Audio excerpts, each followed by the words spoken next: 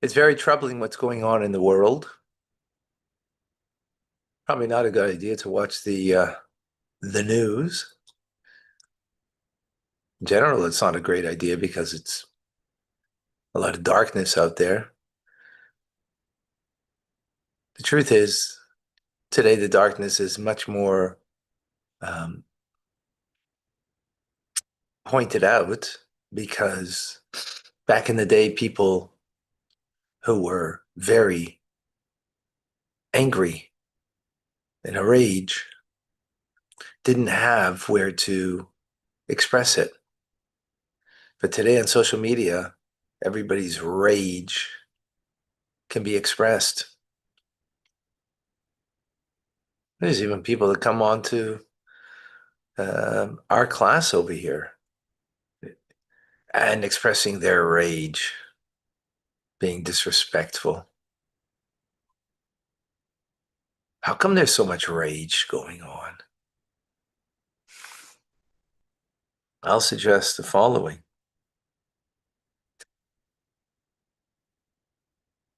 Deep in our gut, a human being feels that they need to make a difference. Someone who's suicidal, in their suicide note, they write, I make no difference whether I'm here or I'm not here, and it's too painful to be here. Goodbye. That's the gist of a suicide note. They make no difference in people's lives, to this world. At least that's how they feel, right? And it's too painful what they're going through. We need to make an impact. We need to make a difference. That's what distinguishes, one of the things that distinguishes us in our gut really distinguishes us between us and an animal. A lion is the same lion that it was 5,000 years ago when it was first created. So is a dog, no difference. But humans have created differences. They made an impact in their environment, right? We don't live in caves anymore. Animals still are living in the jungle. They haven't improved their environment because in their gut, they don't need to, because we're created in the image of God. Well, God makes a big difference, impact. Every moment he's creating something from nothing. He's making an impact. So in our gut, in our soul, we need to make an impact.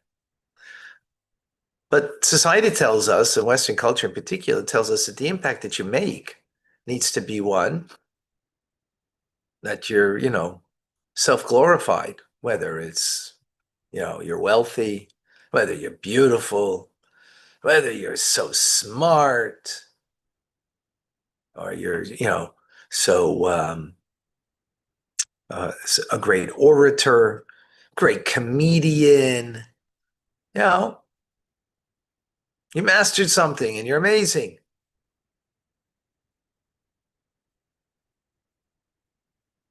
That you are one in a kind. You're amazing, right? You could do it. Nothing can stop you.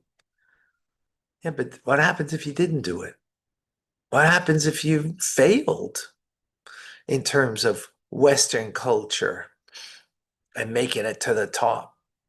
You failed. And now what? Guess what? You know what happens?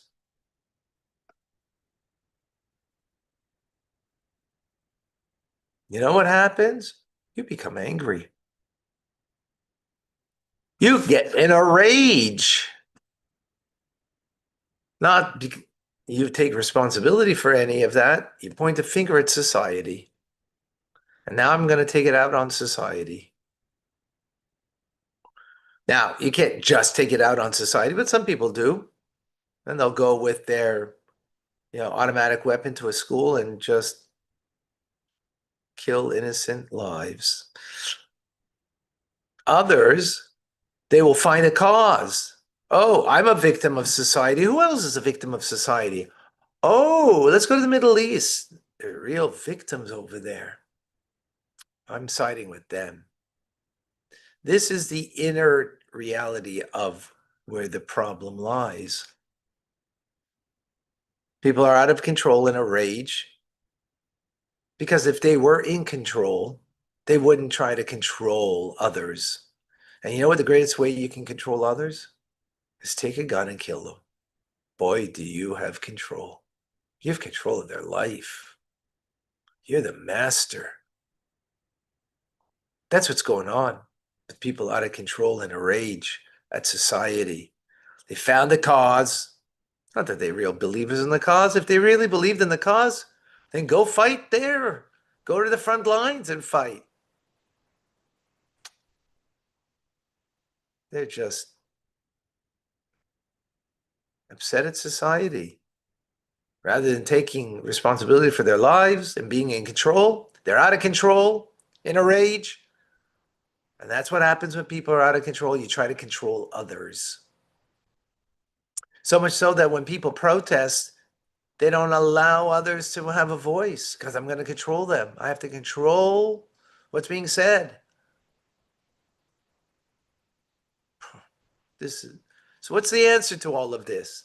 The answer is learn Tanya. A friend of mine who was having anger issues as a teenager had a private audience with the Lubavitcher Rebbe, the Rebbe. The Rebbe told him that he should learn chapter 841 of Tanya that speaks about God's presence, that God sees inside of us, that God is creator of heaven and earth, and he puts that all aside, and what he really wants is us, a relationship with us, and that he's standing by our side in that relationship, giving us strength, giving us strength by us aware that he's looking at us inside, knows our thoughts, knows our capability. Are we living up to it? That's an encouragement. Well, guess what? If God is present, it's hard to be angry. Now, if he really is present, not make believe, right?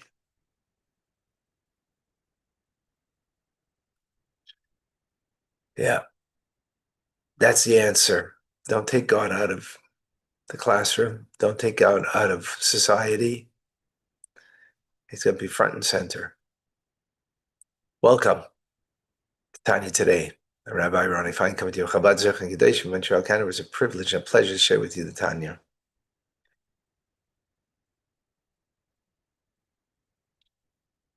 Where is God? Up, up, down, down, right, left, and all around. He's everywhere. That's true. The essence of God is everywhere, equally, no difference. Where else is God?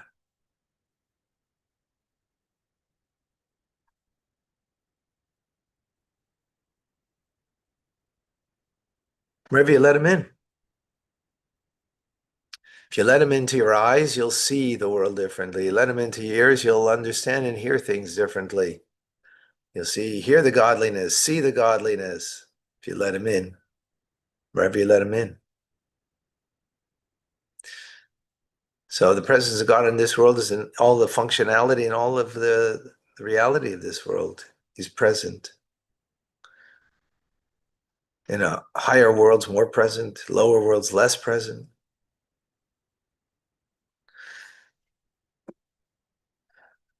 Where is God's powerful first presence in a palpable way? He's present in a rock. He's present in animals. He's giving them life. He gives life to the rock. He gives life to the animal. He's present in us. He gives life to us. But where is the palpable sense of God's presence? So we go to the metaphor of the soul within the body. The soul is equally in the brain, heart, right hand, left toenail, equally, the essence of the soul is everywhere. No distinction. In a hidden fashion, everywhere. The soul is in the eye to give functionality to the eye to see, the ear to hear, the mouth to speak, the foot to walk, and so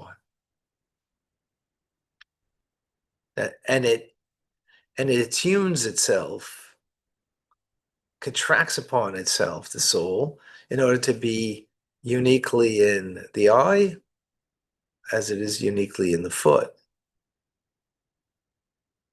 Right? The eye is more refined, right? The capacity to see, as opposed to the foot, is a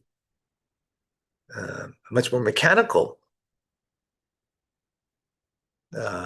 function compared to the eye. I mean, it's all mechanical in a sense, but it's more refined. Higher worlds, God's presence is greater. Lesser worlds, less present. Where is the where in the person is the full manifestation of the presence of God in an undiffused manner? Is in the brain, the mind and the brain. Right? That's why we have conscious awareness in the mind, because the soul is in undiffused manner first revealed in the brain, and from the brain, it's the soul is then flows to the eye, to the ear, and to give it its unique functionality of the various organs and limbs of the body. But in that brain, right? So just as the undiffused vitality is in the brain, while the organs of the body merely get a ray of light from the brain, they merely get a light of the potency that there is in the brain to give the unique functionality of everything. So figuratively speaking, this is the way it is by God. God's will, wisdom, understanding, and knowledge, meaning its intelligence, the sphere of Kesser and the Chabad, is the undiffused vitality of God, that from it comes the ray of light that is then diffused within creation to give angels in the higher world greater vitality. A rock in this world, much less. More than that would be an animal, and so on. And this is all coming from divine intelligence, and the divine intelligence is vested in, is first revealed at Ein Sof, the infinite of God, in the divine will, which is God's will for the mitzvahs. The divine intelligence, which is the Torah. So Torah and mitzvahs are themselves that undiffused light from above that becomes the source of vitality and the functionality of all the worlds and everything within the various worlds. Now, that undiffused light of God, metaphorically, like it's like the sun, right? Metaphorically, like the sun, which for now we're saying that general flow of life, like as it's in the brain, metaphorically, it's like the sun, right? Powerful. And from the sun comes rays, right? So from the brain comes particular, vitality, again, to the eye, the ear, and so on. In creation, so it's the divine intelligence, the undiffused vitality of God that is the vehicle for the Ein Sof, the infinite of God, that is manifest, though, in what we call Malchus. Malchus, well, different terms that are used. It's called Amadis Galia, the world of manifestation, because what is it manifesting? the undiffused vitality of God, of the Ein Sof, right? By way of Chachma, by way of the divine intelligence. It's also called Matronisa, which is an Aramaic word for queen, right? As the queen receives from the king the male part of the divine, right? That flow, as the queen is the one who is taking care of the function of responsible for the home or the palace, right? The king's palace. It's also called this manifestation Ematata, lower mother. Lower because there's a higher mother, Bina. This is Malchus, so it's the lower mother, right? Bina is mother, is the higher mother rather. The lower mother is Malchus. And this divine level of manifestation of this vitality that's undiffused light, right? Like the sun, before it's diffused, the rays of sun, right? That gives vitality throughout the universe, right? So it's also called Shekhinah, divine presence. Shekhinah means to dwell. Divine presence, it's dwelling. So now that's speaking about where it's found. So those are four different terms that are used to that are just different uh,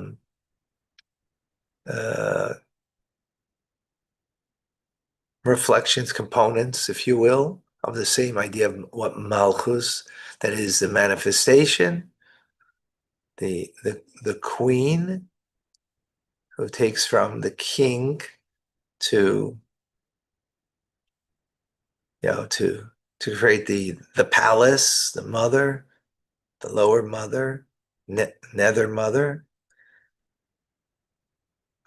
taking care of the home and the child. Right now, it's more queen is about the palace, mother is about the child coming down, and the Shekhinah is the way it is in the recipient. Right, all of this is the first revelation of the light of the Ein Sof, right? In Revelation, the world of Revelation, the world of Revelation, the Queen, the Mother, and Shekhinah. That's the source of the inner source of the Jewish souls coming from there, right? Again, this is all Malchus in the world of Atzilus. The souls emanate from there, from this powerful place. And metaphorically, it's the sun. Now, if from the sun,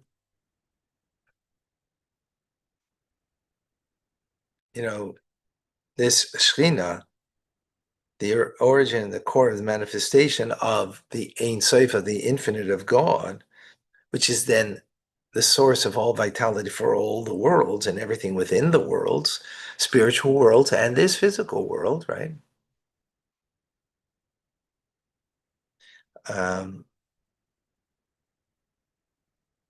That light of the Shekhinah is a powerful light. How is it, if the Ein Sof were to create, we'd have, we'd be like the ray of sun within the sun.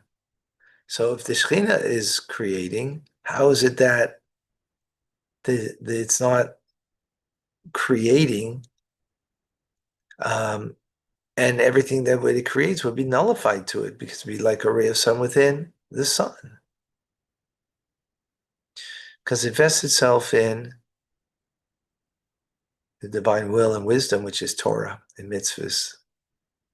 How there's this source of vitality vests itself in Torah and mitzvahs, which is divine wisdom. So in that investiture, it doesn't become nullified because it's greater than than the source of vitality. Right? It's a garment that's able to conceal. But you see, the problem is that if the metaphor of sun is what's creating this world, right? Not the rays of the sun, but the coming from the sun. So why isn't everything just nullified and becomes, like a ray of sun within the sun? Because it becomes now vested and garmented, and therefore a garment conceals the divine presence of God in Torah and mitzvahs. Yeah, but if the Torah and mitzvahs is even greater, so how's it concealing? Because Torah and mitzvahs itself is also concealed in the material, physical reality of this world as it comes down into this world. Now, what I've just explained is very mystical and Kabbalistic, and I hope I explained it well that you got it, but it's a bit, bit of a challenge here.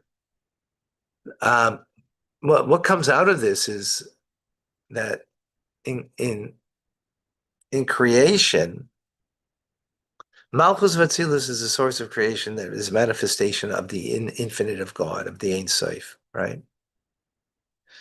By way of divine intelligence. But what happens is, and we'll understand in tomorrow's class as we go more deeply into this because we're leaving it in the middle of a thought, is that Malchus, that manifestation, that light now is in a garment. So the garment, covers over what's inside of it. So it's covering over on the sun. How could it do it and not be nullified? Because it's greater than it. Because the Torah and mitzvahs it doesn't come from the level of Malchus, it comes from the level of Chachma, which is greater. So that itself becomes the sun, then, metaphorically. And why doesn't it now, when it gives life to that which is created, why isn't it nullified like a ray of sun within the sun? Is because the Torah and mitzvahs are also obstructed, are also obscured the divine light. Why? Because it's reflected in the physical reality, 613 commandments that are immaterial things, like physical tefillin that you put on, like physical money you give to charity, right? Lighting Shabbos candles, a physical act. All these physical acts are obscuring, right? Are hiding the infinite light that's there by way of Malchus, of the Shekhinah, of the divine presence.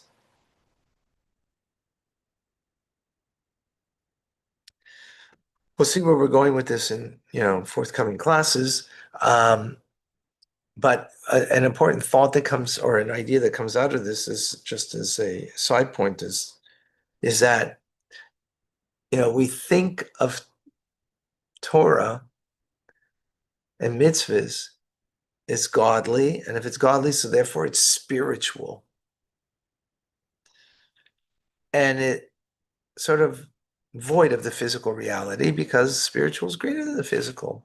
But no, since the vitality that God creates this world with, right, the divine presence, the Shekhinah of Malchus, of Atzilus, it vests itself in the Torah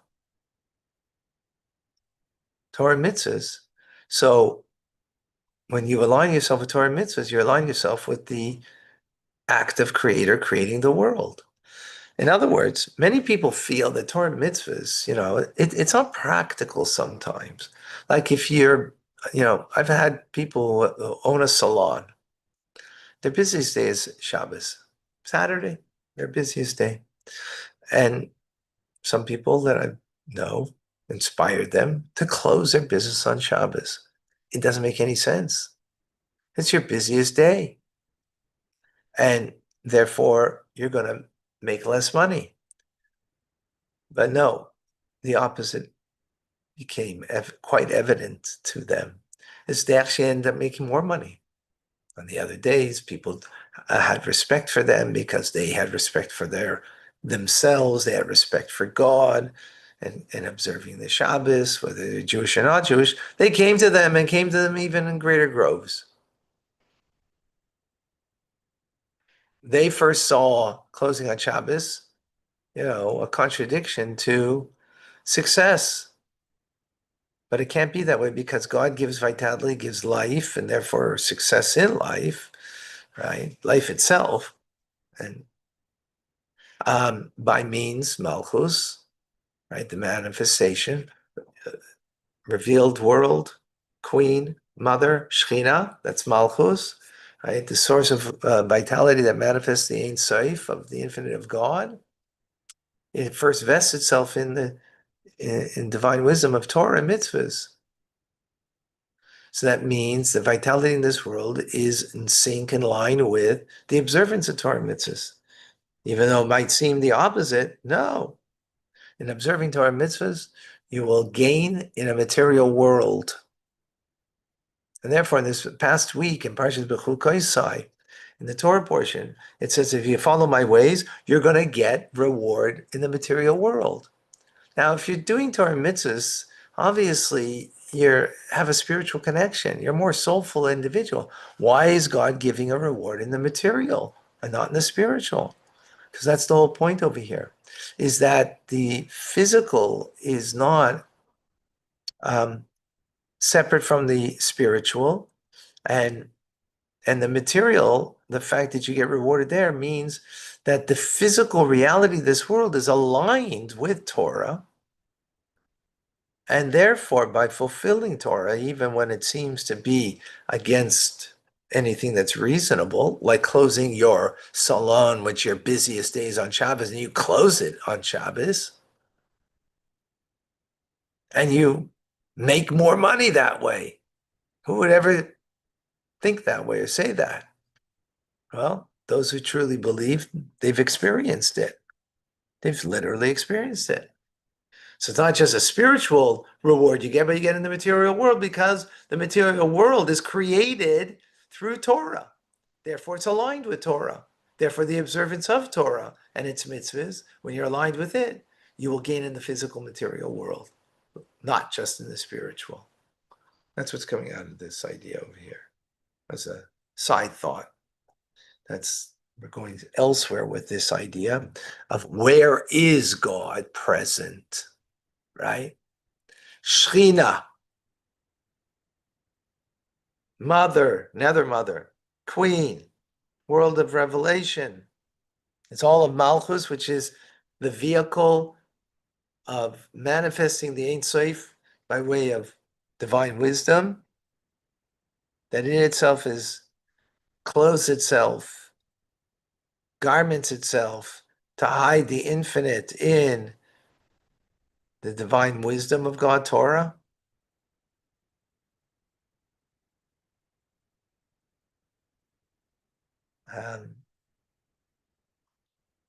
Is bringing out where God really is. Okay, stay tuned. Any questions, any comments? Very powerful. Hope I expressed that in a way that was clear.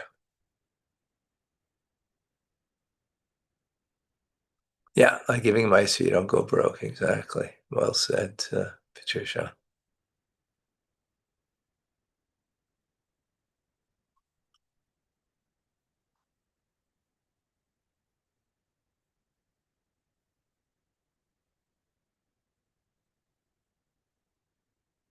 Yeah, it's a little complicated, somewhat a little confusing. I get that.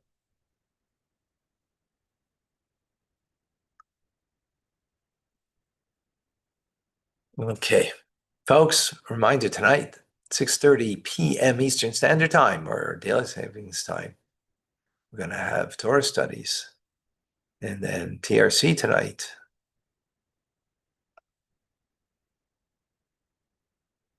Looking forward. And Rambam next. I'm Rabbi Ronnie Fine, coming to you from Chabad Zurich and Kadesh, Montreal, Canada. It's a privilege and a pleasure to share with you. Tanya, have an amazing, great day.